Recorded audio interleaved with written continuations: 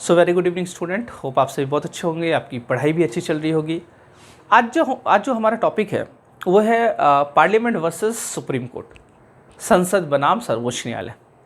ये टॉपिक मैंने क्यों लिखा है? ये टॉपिक लिखने के पीछे का वजह ये है, आपने न्यूज़ में देखा होगा कि हमारे सांसद महोदय हैं, बीजेपी से सांसद हैं, उनका नाम है निशिकांत दुबे। वो गोड्डा से सांसद है, गोड्डा झारखंड में पड़ता है।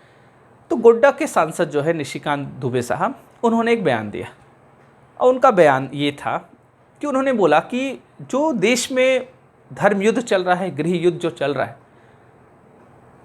उसमें सुप्रीम कोर्ट की मतलब उसके जिम्मेदार कौन है? Supreme court. सुप्रीम कोर्ट की गलती है वहाँ, वो सुप्रीम कोर्ट को कटघरे में खड़ा कर रहे हैं, खास करके सीजीआई को खड़ा कर रहे हैं वहाँ पे, कि गृह युद्ध का या धर्म युद्ध का के जिम्मेदार कौन है? तो सुप्रीम कोर्ट। दूसरा एक बयान उन्होंने ये भी दिया है कि सब कानून सुप्रीम कोर्ट ही बनाएगा, तो फिर संसद को बंद कर देना चाहिए, विधानमंडल को बंद कर देना चाहिए। उसको क्यों रखा है? उसका तो कोई मतलब नहीं बनता है। अब इसमें ये जो बयान है, ये कोई आम आदमी का होता तो फिर भी समझ में आता। ये बयान हमारे सांसद का है, सांसद समझ में आ रहा है। आप उस जगह पर बैठते जहाँ पे सर्वोच्च विधि निर्माण होता है, जो देश का जहाँ पे कानून बनाया जाता है, उससे बड़ा कोई लेजिस्लेटिव बॉडी नहीं है। उस बॉडी में आप क्या है? आप पार्लियामेंट के मेंबर है, आप मेंबर ऑफ पार्लियामेंट है, आप कोई आम इंसान नहीं है। आपको वो पद मिला है तो उस पद की भी एक गरिमा होती है, आपको सोच समझ के बोलना चाहिए। मैं तो हमेशा कहता हूँ कि हमारे यहाँ नेता लोग बिना सोचे कुछ भी बोल देते हैं, जबकि नेताओं को सोच समझ के इसलिए बोलना चाहिए क्योंकि आपके लाखों करोड़ों में फॉलोअर्स हैं, और जैसे आप बोलते हैं तो अधिकांश फॉलोअर्स जो आपके हैं वो सब भी आपके पीछे पीछे वही गीत गाना शुरू कर देते हैं जो आपने बोला है। आपने राग छेड़ा और आपके जितने फॉलोअर्स हैं वो लोग उसके पीछे पीछे पीछे पीछे वही चीज़ बोलना शुरू कर देंगे। बहुत लोगों का ट्वीट भी आया, देखा मैंने, न्यूज़ में दे भी रहा था। कुछ लोग बोल रहे सुप्रीम कोर्ट को, है ना, शरीयत से तुलना करने लगे, कोई कुछ मतलब कुछ भी लिख रहे। लिखना है, कुछ भी लिखना है। अब जिसको संविधान का स भी नहीं पता है वो भी लिख दे रहा कुछ भी। अब यहाँ पे इसलिए ये टॉपिक इंपॉर्टेंट हो जाता है, जानना चाहिए, आप लोग को भी जानना चाहिए कि आखिर सर्वोच्च कौन है। सुप्रीम कोर्ट सर्वोच्च उसको बोला जाए या फिर संसद को सर्वोच्च बोला जाए? मेरे से भी बहुत लोग पूछे हैं कि सर कौन सुप्रीम कौन है, सर्वोच्च कौन है, संसद सर्वोच्च है या सुप्रीम कोर्ट सर्वोच्च है? तो मैं बोला कि चलो ठीक है, इस पर वीडियो ही बना देता हूँ, आपको जवाब मिल जाएगा। आपको पूरा व्यवस्था समझना होगा, आपको पूरा सिस्टम समझना होगा, पूरे संविधान की विशेषता को समझना होगा, तब जाके आप ये चीज़ को समझ पाइएगा। तो उस पर हम लोग तो बात करेंगे ही। अच्छा, इस बयान पे बीजेपी ने अपना एक तरह से क्या बोले, कन्नी काट लिया। बीजेपी के राष्ट्रीय अध्यक्ष का फिर ट्वीट आया, उन्होंने बोला कि नहीं, निशिकांत दुबे साहब जो है, और एक राज्यसभा के और एक सांसद थे, उन्होंने भी उनके बयान का समर्थन किया। उन दोनों के बारे में बोला कि नहीं, निशिकांत दुबे वगैरह इन लोग का पार्टी समर्थन नहीं करती इस बयान पे, ये इनका निजी टिप्पणी होगा, है ना। पार्टी जो है बीजेपी का ये कोई स्टेटमेंट नहीं है, ये इनका क्या है, अपना निजी बात है, निजी टिप्पणी है, निजी मामला है एक तरह से। पार्टी सर्वोच्च न्यायालय का बहुत सम्मान करती है, न्यायपालिका का सम्मान करती है, ऐसा करके उन्होंने, है ना, अपना कन्नी काट लिया। उनको पता है कि ये बहुत बड़ा है ना, बहुत बड़ा यहाँ पे क्या हो सकता है, ये उनके साथ कहीं ना कहीं खतरा हो सकता है। तो खैर, तो हाँ, मैं ये कह रहा था कि हमारे नेतागण जो है कम से कम पढ़ लिखे, थोड़ा सा पढ़िए, थोड़ा सा लिखिए, थोड़ा समझिए। अगर बहुत लोग क्या होते हैं ना, आप लोग पढ़ लिख लेते भी है ना, तो फिर वहाँ जाके फिर भूल जाते पढ़ाई लिखाई और कुछ भी बोले जाते हैं। आपको पता है कि सुप्रीम कोर्ट, आप बोले कि सुप्रीम कोर्ट ही सब कानून बना, सुप्रीम कोर्ट कानून नहीं बनाता है। अरे सुप्रीम कोर्ट रक्षक है, और आप कहते हैं, उन्हीं का स्टेटमेंट है कि संविधान की व्याख्या करना है सुप्रीम कोर्ट। तो व्याख्या करना है, साथ साथ रक्षा भी करना है। उन्होंने सिर्फ आधा अधूरा ज्ञान दिया और लोग उसके पीछे पीछे चले गए। संविधान की रक्षा करना भी सुप्रीम कोर्ट का ही दायित्व बनता है, उसी का कर्तव्य है। आपने बोला कि सुप्रीम कोर्ट सिर्फ संविधान का व्याख्या करे, ऐसा नहीं होता है। आप कह रहे हैं कि जनता ने हमें चुनकर भेजा है और हम कोई भी कानून बनाते हैं, कोई भी, है ना। तो आप इसमें बहुत कुछ आता, बहुत कुछ जानने की ज़रूरत है ना। एक तो आपको पता है कि सुप्रीम कोर्ट जो हमारा है ना, अगर आपके फंडामेंटल राइट का, अगर आपके मौलिक अधिकार का उल्लंघन हो रहा है तो आप डायरेक्ट सुप्रीम कोर्ट जा सकते हैं ना। तो कौन रक्षा करेगा? सुप्रीम कोर्ट करेगा ना। आर्टिकल 32 कहता है, आर्टिकल 32 कहता है संवैधानिक उपचार का अधिकार देता है। कॉन्स्टिट्यूशनल रेमिडीज़ का बात कर रहा है ना आर्टिकल 32, रिट का बात कर रहे हैं यहाँ पे, तो रिट जारी किया जाएगा यहाँ पे। तो आप समझना, तो हमारा मौलिक अधिकार, अगर हमें जो अधिकार मिला, आप एक बात बताइएगा निशिकांत दुबे साहब, तो फिर यहाँ पे ये भी बात आ जाएगा कि संसद सर्वोच्च है या फिर नागरिक सर्वोच्च है ना। लोकतंत्र में कौन सर्वोच्च है? आप तो बोलेंगे जनता है ना, जनता का शासन है, जनता के द्वारा शासन, जनता के लिए शासन है, जनता के द्वारा शासन है। तो आप समझे जनता का ही शासन है, तो जनता सर्वोच्च हुआ ना। तो फिर इसी जनता के लिए, इसी नागरिक के लिए फंडामेंटल राइट हमारे ही अधिकार है। और अगर आप पे अंकुश नहीं लगाया जाएगा तो सत्ता में कोई भी आएगा निरंकुशता कर सकता है ना, कोई भी निरंकुश हो सकता है ना। आप देखिएगा, अभी मैं बताऊंगा, हमारा व्यवस्था इतना बेहतरीन बना हुआ है। मैं तो हैट्स ऑफ करता हूँ अपने संविधान निर्माता का, जो हमारे जो कॉन्स्टिट्यूशन असेंबली डिबेट में जितने लोग शामिल थे, जितने लोग अपने आइडियाज़ को वहाँ पे शेयर किए, बहुत मेहनत किए, बहुत मेहनत करके 3 साल लगा लगभग, और 3 साल लगते लगते 3 साल आते आते तब जाकर एक बेहतरीन संविधान हम लोगों ने क्या किया, तैयार किया। बहुत कंट्री से हम लोगों ने आइडिया लिया, अलग अलग कंट्री से आइडिया लिया, अलग अलग कंट्री का संविधान पढ़ा गया, वहाँ से कुछ अच्छा चीज़ मिला। इतना पढ़ने के बाद कुछ 2 लाइन अच्छा मिला, चलो 2 लाइन को ले लो, कहीं पे 5 लाइन अच्छा मिला, 5 लाइन को ले लो, और लेके हूबहू नहीं रखो। उस चीज़ को लेकर के अपने परिस्थिति के अनुसार अपना इनपुट उसमें डाला गया। ऐसा नहीं कि हमारा संविधान कहीं का कॉपी है, बिल्कुल नहीं, कॉपी पेस्ट नहीं है। कॉपी पेस्ट क्या होता है? कॉपी पेस्ट होता है वहाँ से उठाया यहाँ पे डाल दिया, नहीं। हम लोगों ने बहुत चेंजिंग किया उसमें, बहुत डिबेट किया, बहुत डिस्कशन किया, तब जाके उस चीज़ को क्या किया, हम लोग शामिल किए। तो हम लोग छोटा छोटा चीज़ पे ध्यान देते थे।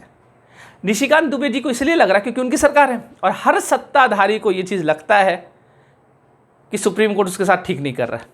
जैसे वो अगर सुप्रीम कोर्ट ने सरकार को अगर डोज दे दिया, सरकार को पे कोई टिप्पणी कर दिया या फिर कोई कानून को रद्द कर दिया, तो लगने लगेगा अरे सुप्रीम कोर्ट हमारे पे ये सही नहीं कर रहा। अब देखते होंगे, अच्छा सुप्रीम कोर्ट कोई आज से फटकार नहीं लगा रहा है, पहले की सरकार को भी फटकार लगा है। तो होता क्या है ना कि जब लोग विपक्ष में बैठे रहते हैं ना, तो सुप्रीम कोर्ट बहुत अच्छा लगता है। जैसे सत्ता में आते हैं तो फिर सुप्रीम कोर्ट अच्छा नहीं लगने लगता है। क्यों नहीं अच्छा लगता? क्योंकि अब काम आपको करना है, और रोक कौन लगा रहा है? सुप्रीम कोर्ट रोक लगा रहा है। तो एक बात मैं आपको बता दूं दुबे साहब, जब जब मौलिक अधिकार का उल्लंघन होगा या लोगों को लगेगा कि मेरा फंडामेंटल राइट का वायलेशन हो रहा है, तब तब लोग क्या करेंगे? सुप्रीम कोर्ट जाएंगे और सुप्रीम कोर्ट आपके कानून पर रोक लगाएगा। यदि आपका कानून गैर संवैधानिक है या फिर मौलिक अधिकार का उल्लंघन करता है, तो चाहे आप 50 कानून बनाइए, 50 पे रोक लगाएगा सुप्रीम कोर्ट।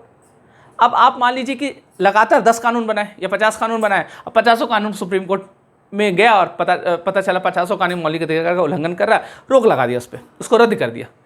तो आप परेशान हो जाइएगा, आपको ले रहे तो सब कानून को मेरा रद्द करा। तो आप ऐसा काम ही क्यों कर रहे हैं जो सब कानून पे आपका रद्द करा? अब वक्फ पे जो एक्ट बना है उससे जुड़ा मामला गया है, अभी तो गया ही मामला, अभी तो कोई निर्णय नहीं आया सुप्रीम कोर्ट का उस तरह से। अभी तो सुप्रीम कोर्ट ने बस इतना ही बोला ना कि अभी कोई वक्फ बोर्ड पे कोई नियुक्ति उक्ति नहीं होगा, अभी और डिबेट डिस्कशन होगा, उसी में आप विचलित हो गए।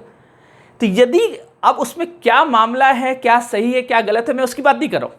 आपने कोई कानून बनाया, उसमें क्या सही क्या गलत उसकी बात नहीं कर रहा हूँ। लेकिन अगर किसी को लगा कि ये मेरा फंडामेंटल राइट का वायलेशन है, अगर वो कोर्ट जाता है तो कोर्ट तो देखेगा ना, कोर्ट तो समझेगा ना, उसको जानेगा ना कि वाकई में इसका फंडामेंटल राइट का वायलेशन है या नहीं। अगर नहीं है तो बहुत अच्छा। बहुत सारा ऐसा डिसीजन आया सुप्रीम कोर्ट का, जो बहुत सारा केसेस ऐसा आया जो लोगों ने बोला कि मेरा फंडामेंटल राइट का वायलेशन है, जब सुप्रीम कोर्ट ने देखा कि नहीं यहाँ फंडामेंटल राइट का वायलेशन नहीं है, कोई दिक्कत नहीं। और बहुत सारा ऐसा केस आया जो लोगों को लगा कि फंडामेंटल राइट का वायलेशन है, लेकिन सुप्रीम कोर्ट ने बोला कि हाँ फंडामेंटल राइट का वायलेशन है, तो वहाँ पे सरकार को फटकार लगा या कानून को रद्द किया गया। अच्छा, आपने भी तो बहुत सारा अमेंडमेंट किया है, तो क्या सारे अमेंडमेंट को आपको रद्द कर दिया गया क्या? आपने भी तो बहुत सारा अमेंडमेंट किया ना। अच्छा, आपके हाँ 99th अमेंडमेंट को रद्द किया गया।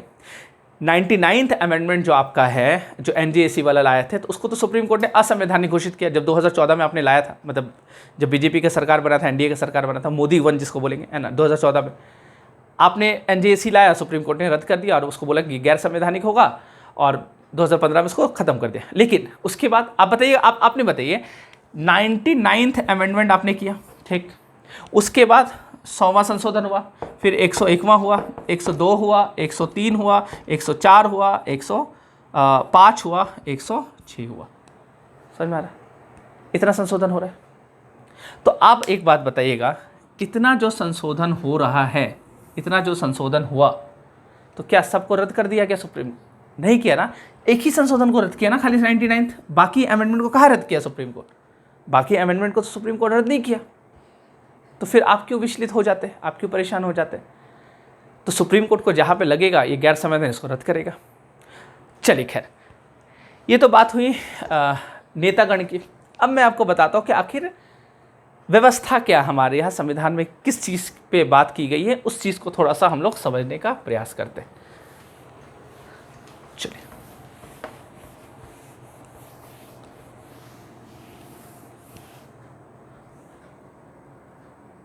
अब देखिए एक चीज़ समझिएगा, जैसे कि मैंने आपको बताया, हम लोग दो देश का बात करें कि आपको बताया कि बहुत जगह से हम लोग संविधान को क्या किए लिए।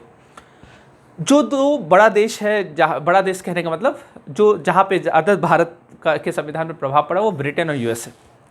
आपको पता है कि यूएसए का व्यवस्था और ब्रिटेन का व्यवस्था भी बहुत कुछ हम लोग लिए हैं वहाँ से। अब थोड़ा सा हम लोग पहले ये समझ लेते हैं कि ब्रिटेन यूएस में होता क्या है ना। दरअसल जो दो कंट्री हैं, यूएसए जो है और ब्रिटेन जो है, अगर इस दोनों के हम लोग बात करें तो आप एक चीज़ समझिएगा, यूएसए में सर्वोच्च कौन है यहाँ पे स्पष्ट आपको दिखता है। हमारे यहाँ स्पष्ट दिखता है कि नहीं दिखता, आपको थोड़े दिन में पता चलेगा। पहले इसका बात कीजिए। इसका बात इसलिए हम लोग करेंगे क्योंकि ये दो जगह से ये दोनों चीज़ प्रभावित है कहीं ना कहीं, डायरेक्ट या इनडायरेक्ट रूप से। यूएसए में आप देखिएगा तो सुप्रीम कोर्ट क्या है, सर्वोच्च है। तो सुप्रीम कोर्ट की सर्वोच्चता है कहाँ पे, यूएस में। ब्रिटेन में यदि आप देखिएगा तो यहाँ पे पार्लियामेंट की सर्वोच्चता है, मतलब संसद यहाँ पे सर्वोच्च है। याद रखिएगा, यूएसए में सुप्रीम कोर्ट सर्वोच्च है, ब्रिटेन में पार्लियामेंट सर्वोच्च है। मतलब यूएसए में बहुत ताकतवर होता है सुप्रीम कोर्ट, किसी भी कानून को रद्द कर सकता, कुछ भी रद्द कर सकता सुप्रीम कोर्ट, इतना पावरफुल होता है। और ब्रिटेन में इतना पावरफुल पार्लियामेंट होता है, वो कुछ भी कानून बना सकता है, सुप्रीम कोर्ट कुछ नहीं कर सकता है। तो इससे तो हमको स्पष्ट पता चल रहा है, जब यहाँ पे यूएसए में सुप्रीम कोर्ट के पास इतना ज़्यादा पावर है तो हमको पता चल रहा है सर्वोच्च कौन है, सुप्रीम कोर्ट है। ब्रिटेन में पार्लियामेंट के पास इतना पावर है, तो ये हमको पता चल रहा है कि पार्लियामेंट में ब्रिटेन में कौन सर्वोच्च है, पार्लियामेंट सर्वोच्च। अब मैं इस चीज़ को आपको एक बुक में दिखाना चाहता हूँ, मैं आपको दिखाता हूँ। एक पुस्तक है मेरे पास, इस पुस्तक का नाम है भारत का संविधान एक परिचय। ये आचार्य doctor Durgadas Basu, doctor D Basu का पुस्तक है। और आपको पता है कि भारत में जो संविधान की पुस्तक है, उसमें जो लोगों ने व्याख्या किया है उसको, उसमें से टॉप पुस्तक में एक पुस्तक ये भी आता है। मेरे पास और भी बहुत सारे राइटर के संविधान की पुस्तक है। तो मैं बोला कि चल देखते हैं ये डॉक्टर साहब क्या कहता है। ये मैं आपको दिखाना चाहता हूँ कि डी बसु इसमें क्या कह रहे हैं। और भी जगह से मैं आपको दिखा सकता हूँ, लेकिन चलो ये एक बहुत बेहतरीन पुस्तक है, यहीं से मैं आपको ये चीज़ दिखाता हूँ। मैं इसमें एक चीज़ आपको दिखाना ये चाहता हूँ कि देखिए, इसका जो ये संविधान का जो पुस्तक है, इसका आप पेज नंबर 50 में आ जाते हैं हम लोग, 50, पेज नंबर 50। यहाँ पे देखिए मैंने हाईलाइट कर दिया है, यहाँ पे है ना, आपको नहीं दिखता होगा, मैं अभी पढ़ के बता देता हूँ मैंने क्या हाईलाइट किया। इसमें इन्होंने बड़ा अच्छा से व्याख्या किया है कि यूएसए का जो, यूएसए में मैंने आपको बताया कि सुप्रीम कोर्ट क्या है, सर्वोच्च है, और ब्रिटेन में जो पार्लियामेंट सर्वोच्च है, से कितनी कठिनाइयों का सामना करना पड़ता है वहाँ पे, बहुत कठिनाइयों का सामना करना पड़ता है। जैसे सुप्रीम कोर्ट, जैसे यहाँ पे अगर हम लोग बात करें, यूएस का बात करें, तो इन्होंने लिखा है कि यूएसए के स्वयं के न्यायाधीशों में से एक ने कहा है, एक मुख्य न्यायाधीश है, उनका नाम यहाँ पे उन्होंने दिया है ह्यूजेस। उनका स्टेटमेंट उन्होंने बताया कि उन्होंने कहा है कि संविधान वह है जो सर्वोच्च न्यायालय कहता है कि यह है। यहाँ पे क्या बताया जा रहा है कि वहाँ के मुख्य न्यायाधीश ये कह रहे हैं कि संविधान क्या है, तो संविधान वही है जो सुप्रीम कोर्ट बता रहा है। ये है संविधान, सुप्रीम कोर्ट ने बोला ये है संविधान, तो लोग को मानना पड़ेगा, हाँ यही है संविधान। सुप्रीम कोर्ट बोला नहीं ये है संविधान, बोला हाँ ठीक है यही संविधान। इतना पावरफुल है। आप समझ सकते क्या स्टेटमेंट आ रहा है कि संविधान क्या है। तो ये नहीं बोला कि संविधान वो है जो संविधान सभा ने बनाया, मेहनत करके बनाया, वो कुछ नहीं, संविधान वही है जो सुप्रीम कोर्ट कहता है। आप समझ सकते, इसमें निरंकुशता दिखता है आपको, इसमें निरंकुशता दिखता है। और इसमें देखिएगा, इसमें ये चीज़ बताया गया है कि विधायिका द्वारा पारित कानून को विधिवत रूप से, विधायिका मतलब समझते हैं जो लेजिस्लेटिव बॉडी होता है, जैसे हमारे यहाँ संसद है, वहाँ पे संसद को क्या बोलते हैं, कांग्रेस बोलते हैं, जो लेजिस्लेटिव बॉडी को क्या बोलते हैं, कांग्रेस बोलते हैं। तो इसमें ये बता रहा है कि जो विधायिका द्वारा, मतलब वहाँ का जो लेजिस्लेटिव बॉडी है उसके द्वारा जो कानून पारित होता है, कानून को विधिवत रूप से सिर्फ इस आधार पर अमान्य करने की शक्ति नहीं है कि वह संविधान द्वारा निहित विधायी शक्तियों का अतिक्रमण करता है या विधेयक के अधिकारों में निहित निषेध द्वारा, बल्कि इस आधार पर भी कि यह कुछ सामान्य सिद्धांतों के विरुद्ध है। समझिएगा क्या बोल रहा है इस लाइन को, मतलब ये कह रहा है, इसमें ये होता है अमेरिका में, अमेरिका का व्यवस्था ये है। अब ये व्यवस्था अगर हम लोग लागू कर देंगे तब तो आप लोग पगला जाएंगे। आप समझिएगा इसमें क्या कह रहा है, इसमें ये कह रहा है कि यदि विधायिका कोई कानून बनाता है, वहाँ का कांग्रेस कोई कानून बनाया, कांग्रेस मतलब पार्टी में समझिए, कांग्रेस में क्लियर कर दिया, कांग्रेस वहाँ का, जैसे यहाँ पे पार्लियामेंट बोलते हैं ना संसद, वैसे वहाँ का जो पार्लियामेंट है उसको संसद कांग्रेस बोला जाता है, ठीक है। तो वहाँ का जो लेजिस्लेटिव बॉडी है कांग्रेस, उसने अगर कोई भी कानून पारित किया और अगर वो गैर संवैधानिक है तो वो क्या कर, वो तो रद्द कर ही देगा। इसके साथ ही साथ ये भी इसमें बताया जा रहा है कि सिर्फ कानून को रद्द नहीं करेगा, कुछ सामान्य सिद्धांत के भी विरुद्ध अगर कोई कानून आएगा, कोई सामान्य सिद्धांत, हमारे बहुत ज़्यादा सिद्धांत है, हमारे यहाँ गांधी का अलग सिद्धांत होगा, सुभाष चंद्र बोस का अलग सिद्धांत होगा, नेहरू का अलग सिद्धांत होगा, तो हर लोग का अलग अलग सिद्धांत है। अगर वहाँ पे बोला जाए कुछ सामान्य सिद्धांत अगर है, उसके विरुद्ध भी अगर कानून जाएगा तो उसको भी क्या कर देगा, सुप्रीम कोर्ट रद्द कर देगा। आप समझ सकते हैं कितना ज़्यादा वहाँ पे क्या है, पावरफुल है सुप्रीम कोर्ट, तो है ना। वहाँ पे इस हिसाब से देखा तो वहाँ का जो लेजिस्लेटिव बॉडी वो बौना पड़ता है इसके सामने, तो सर्वोच्च है। एक तो ये हो गया। अब हम लोग बात करें ब्रिटेन का। देखिए ब्रिटेन में इन्होंने यहाँ पे लिखा है, ब्रिटेन के बारे में क्या लिखा है समझिएगा। दूसरी ओर अंग्रेजी संविधान के तहत, अंग्रेजी मतलब ब्रिटेन का बात कर रहे हैं, अंग्रेजी संविधान के तहत संसद सर्वोच्च है।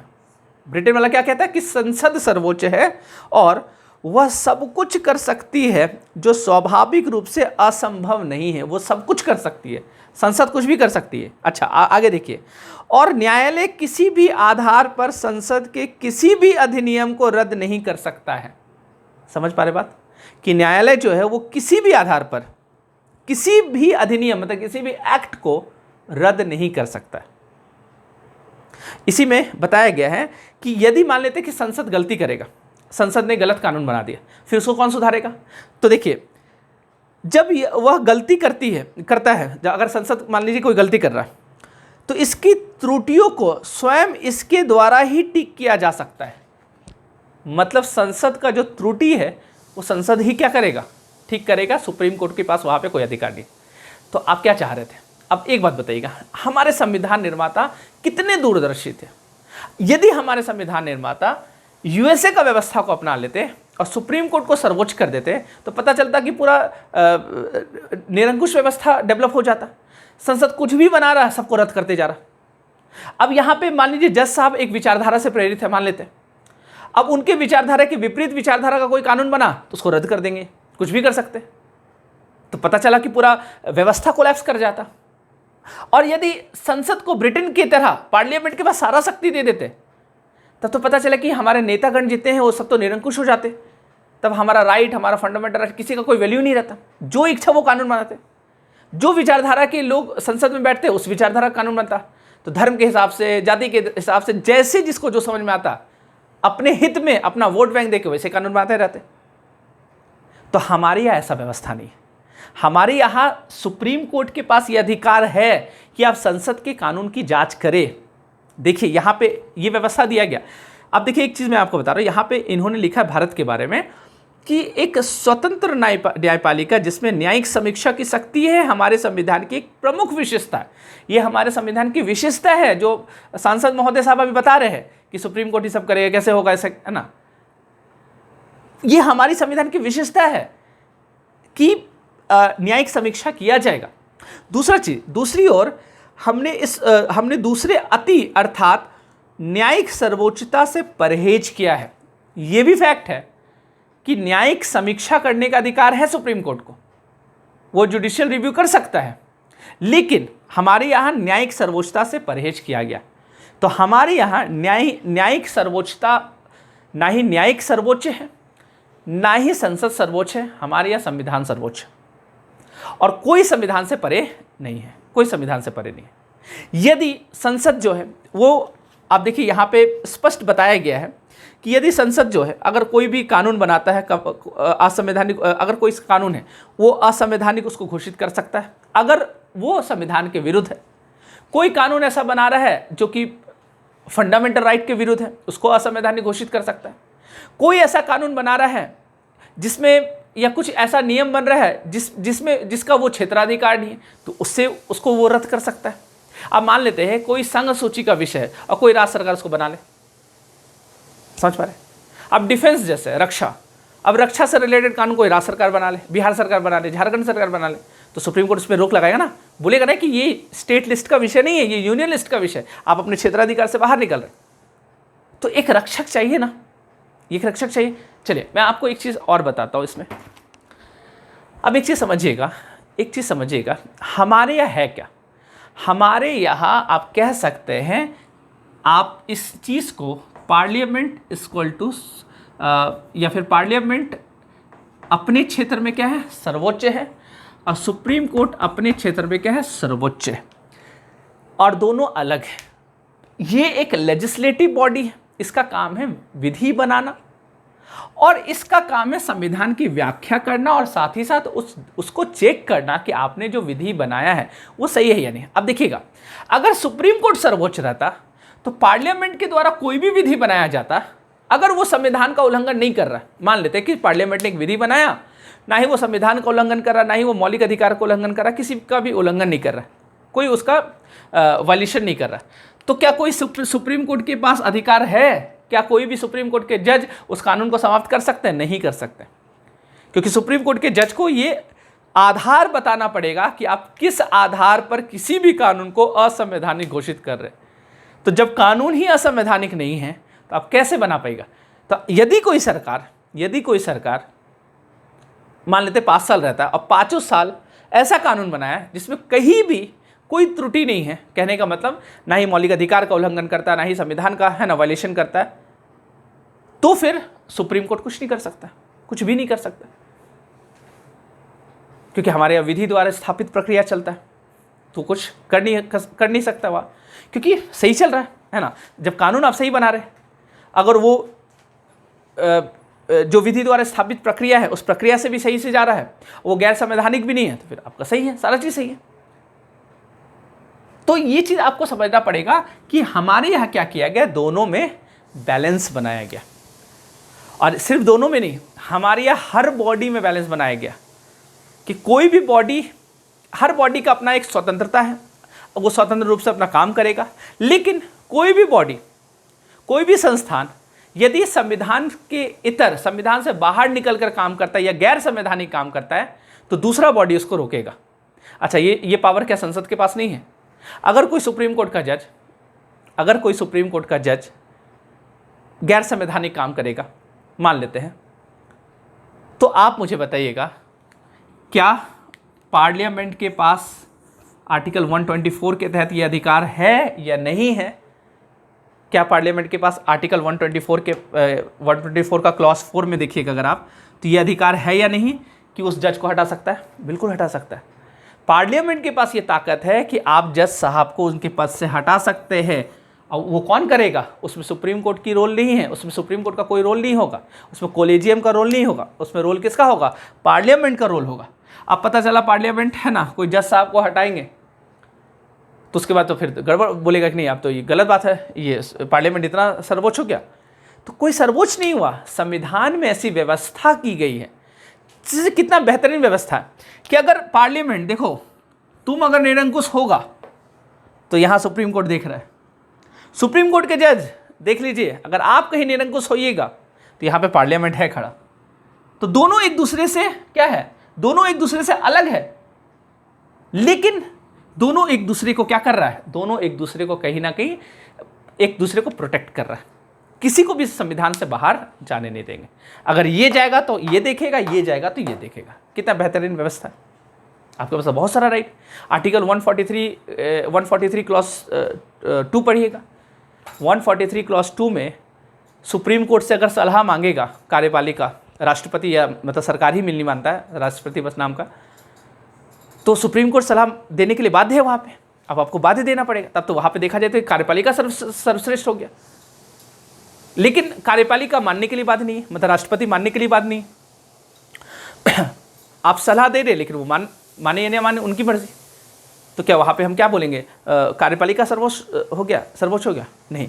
तो याद रखिएगा, भारत में सर्वोच्च कौन है? संविधान है। भारत में सर्वोच्च कौन है? संविधान है। तो ये एक व्यवस्था है। ये इस व्यवस्था से यदि सरकार नाखुश हो जाते हैं तो कोई दिक्कत नहीं। अब आपको लगता है कि नहीं मेरे पास मेरा सरकार है, हमको जनता ने चुना है, तो एक बात ये भी सच्चाई है कि जनता जो आप लोग को चुनते हैं, हमारे खास लोकसभा में या फिर राज्यसभा में तो खैर इनडायरेक्ट चुनाव होता है, लोकसभा में डायरेक्ट चुनाव होता है first pass the post system के तहत, और आपके विधानसभा में FPPS होता है, पंचायत में। तो आप इन लोग को जो चुनते हैं, क्या इनके लिए कोई क्वालिफिकेशन रखा गया क्या कि ऐसे अब इन लोगों को क्यों चुन रहे हैं हम? ताकि ये विधि बनाएंगे, कानून बनाएंगे। तो क्या ये क्वालिफिकेशन है हमारे यहाँ? तो आप निशिकांत दुबे साहब, आपने सुप्रीम कोर्ट पे क्वेश्चन मार्क लगाया, ठीक है, आप इस पर भी क्वेश्चन मार्क लगाइए। तो ये भी व्यवस्था करवाइए कि संसद में जितने लोग जा रहे हैं, ऐसे लोग जाने चाहिए संसद में जिसको कानून का बहुत अच्छा खासा ज्ञान हो, जिसको संविधान का अच्छा खासा ज्ञान। ऐसा है क्या? कोई एजुकेशन क्वालिफिकेशन तो नहीं है ना। सिटीजन ऑफ इंडिया होना चाहिए लोकसभा में जाने के लिए, 25 साल उम्र हो जाना चाहिए, कोई लाभ का पद पे नहीं होना चाहिए, पगला उगला नहीं होना चाहिए, दिमाग में सही होना चाहिए। यही तो आधार है। और क्या आधार है बताइए? और तो कोई आधार नहीं है ना। उसमें तो ये नहीं लिखा है कि उसको लॉ का समझ होना चाहिए, उसको कॉन्स्टिट्यूशन का समझ होना चाहिए, उसका कॉन्स्टिट्यूशन का एग्जाम होगा, उसको पूरा आर्टिकल्स का समझ होना चाहिए, उसको पूरा DPS भी याद होना चाहिए, क्योंकि DPS भी आप ही के लिए है, राज्य के लिए। तो अब इन सब फालतू विषय पे ना ध्यान देकर आप अपना काम करते चलिए। जब आप अपना काम करते चलिएगा, और सुप्रीम कोर्ट कोई आज एक्टिव नहीं हुआ। एक वर्ड आपने सुना होगा, जुडिशियल एक्टिविज्म, न्यायिक सक्रिय या न्यायिक सक्रियता। तो न्यायिक सक्रियता 1980 के दशक के बाद से इसका जन्म हुआ है, उस समय की परिस्थिति को देखते हुए कि न्यायिक सक्रियता मतलब आज थोड़ी सक्रिय हुआ, न्याय एक्टिव होने लगा था, खास करके इमरजेंसी जब लगा था उसके बाद से ही धीरे धीरे, और 80 के बाद से खास करके बहुत तेज़ी से सक्रिय हुआ न्यायपालिका। और देखिए कितना जजमेंट उसके बाद से, बहुत तेज़ी से जजमेंट आया, बहुत कुछ में बदलाव आया। ये कोई नया बदलाव थोड़ी हो रहा। आप विचलित हो जा रहे हैं, आप कोई भी कानून ला रहे हैं, अब बोल रहे कोई भी कानून लाए। अरे बिल्कुल, कोई भी कानून आप लाइएगा और आप फंडामेंटल राइट का वायलेशन करेगा तो बिल्कुल सुप्रीम कोर्ट उसमें रोक लगाएगा, ठीक है। तो इसके लिए विचलित नहीं होना आपको, है ना। तो आप सांसद हैं, समझिए बात को, है ना, और कम से कम सोच समझ के बोलिए। और जितने उनके फॉलोअर्स वगैरह जितने लोग हैं, मैं तो उनको यही बोलता हूँ कि एक तो पहले नेता का फॉलोअर्स नहीं होना चाहिए, जो खास करके वर्तमान नेता है उनको आप कहीं ना कहीं सवाल पे घेरिए। और यदि आप फॉलोअर है भी किसी भी नेता के, तो ऐसा नहीं कि नेता कुछ भी बोल रहा था उसमें हाँ में हाँ मिलाएंगे। कोई भी पार्टी का, कोई भी दल हो, सत्ता दल हो, विपक्ष हो, कोई भी हो, या फिर एक मुखिया क्यों ना हो, आपके गांव का जो मुखिया है उस पर भी आप हाँ में हाँ मत मिलाइए। यदि आपको लग रहा नहीं ये गलत है, यदि आपका गांव में सड़क नहीं बना है, जो मुखिया के क्षेत्र में मान लेते आता है, अब आप आए, बुरे सड़क नहीं है, दिक्कत होता गाड़ी से जाने में, मुखिया जी उधर से आए, आपने मुखिया जी को बोला, मुखिया जी बोले अरे कैसे सड़क बना, देखो कितना अच्छा चल रहा है, क्या दिक्कत है, देखो मेरा भी गाड़ी आया, थोड़ा सा तुम साइड करके ऐसे ऐसे काट के जाओ ना, देखो फिर कहाँ तुमको गड्ढा मिलेगा। तो आप बोले हाँ हाँ मुखिया जी सही बोल रहे हैं। तो ये चीज़ सही नहीं है लोकतंत्र के लिए। तो खैर, तो ये मेरे ख्याल से आपको स्पष्ट हो गया होगा कि हमारे यहाँ सर्वोच्च कोई नहीं है, सर्वोच्च संविधान है। और हर बॉडी अपने आप में स्वतंत्र भी है, और हर बॉडी के ऊपर अगर आप संविधान के दायरे में रह के काम कीजिएगा तो आप स्वतंत्र हैं। यदि आप संविधान के दायरे में रह के काम नहीं कीजिएगा तो फिर आप स्वतंत्र नहीं हैं। तो मिलते हैं हम लोग नेक्स्ट क्लास में। आज के लिए इतना ही। Thank you so much.